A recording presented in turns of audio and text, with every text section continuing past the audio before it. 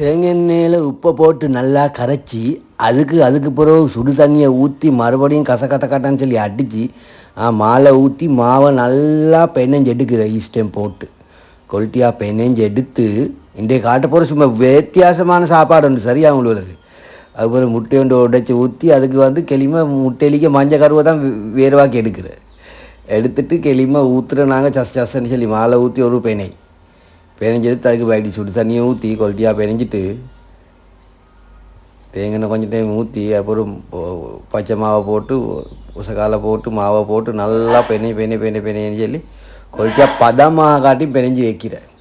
அதுக்கு ஒரு சில்வர் பவுல் ஒன்று எடுத்து சில்வர் பவுலுக்கு தேங்காய் எண்ணெய் கொல்ட்டியாக பூசி அந்த மாவை பெனஞ்ச மாவை போட்டு கொஞ்சம் நேரம் ஒரு ஹவர் மட்டும் மூடி வைக்கிறேன். இனி அது கொஞ்சம் பொங்கி வர காட்டியும் நாங்கள் கீமாவை சமைக்கோம். நீ வெங்காயத்தை வெட்டி தேங்காய் எண்ணெயை ஊற்றி இஞ்சி போட்டு வெள்ளைப்பூடு போட்டு கோழியை போட்டு கட்டடத்தூள் மஞ்சள் மிளகு எல்லாம் போட்டு கணக்காக உப்பையும் போட்டு பரன்னு சொல்லி கொல்ட்டியாக பெரட்டி எடுத்துட்டு அதுக்கு பிறகு சோஸை போட்டு நல்லா டொமேட்டோ சோஸ் போட்டு நல்லா பெரட்டி எடுத்தால் கீமா ரெடி.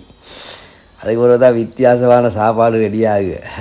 பட்டரை பூசணும் அவன்கிட்ட தட்டியில் பட்டரை குவாலிட்டியாக பூசி எடுத்துட்டு மாவை எடுத்து பெனஞ்சி வச்ச ஒரு ஹவர் இந்த புழுங்கின மாவை எடுத்து நல்லா ரோல் பண்ணிவிட்டு அது சின்ன துண்டாக வெட்டி கொள்ளணும். நாங்கள் அதை ரோல் பண்ணதுக்கு லேசான மாதிரி சின்ன துண்டாக வெட்டி எடுத்து ரோல் பண்ணி குழி பிடிச்சி ஒரு சைடில் வச்சுக்கொள்ளும். அதுக்கு பிறகு பிடிச்ச குழியை சப்பையாக்கி எங்களுக்கு தேவையான சைடுகள் குவாலிட்டியாக கீமாவை வச்சாச்சு.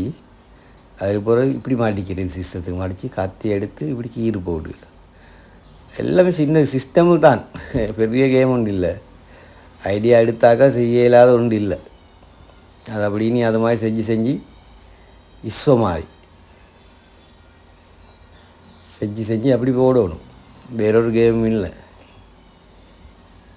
அவனில் போட்டு அதுக்கு பிறகு குவாலிட்டியாக பேக் பண்ணி எடுக்கணும். அதுதான் சீனிக்குது. இது போட்டு அதுக்கப்புறம் மஞ்சள் கருவை நல்லா அடிச்செடுத்து தோசைக்கால பூசணும் மகிட. அப்போ தான் அந்த பேக்காக கூட நல்ல ப்ரௌன் நிறத்துக்கு வார முட்டை பூசாடி சும்மா வெள்ளை கலர் அது அவ்வளோ குவாலிட்டியில் தோசைக்கால முட்டையை பூசி அவன் உள்ளுக்கு போட்டு அதுக்கு டைமை செட் பண்ணிவிட்டு கொஞ்ச நேரம் விட்டு மறுபடியும் எடுத்தா சும்மா வெத்தி கட்ட சொல்லி சாமான் ரெடி நோம்பு திறக்கிறதுக்கு.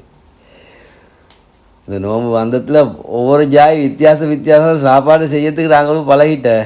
சரியா? ஓகே, நாளைக்கு இன்னொரு சாப்பாடோடு சந்திப்போமா?